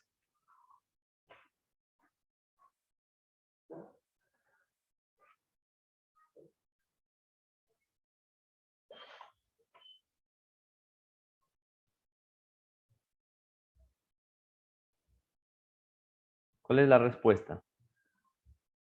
Elba dice la C. ¿Cuál creo que dijo la B? Carlos dice la C. Veamos. La C, doctor. La C. La respuesta es la A. Una contusión miocárdica o magulladura del músculo cardíaco suele ser resultado de una contusión, de un golpe, específicamente en el centro del tórax. En algunos casos la lesión puede ser tan grave que hace que el corazón sea incapaz de mantener un gasto cardíaco adecuado. En consecuencia, la presión arterial desciende. La frecuencia del pulso a menudo es irregular. Sin embargo, las disritmias cardíacas letales, como la taquicardia ventricular, la fibrilación ventricular, no son comunes. La respuesta es la A. Bueno, entonces, estas han sido las clases de hoy. Vamos a dejar de grabar.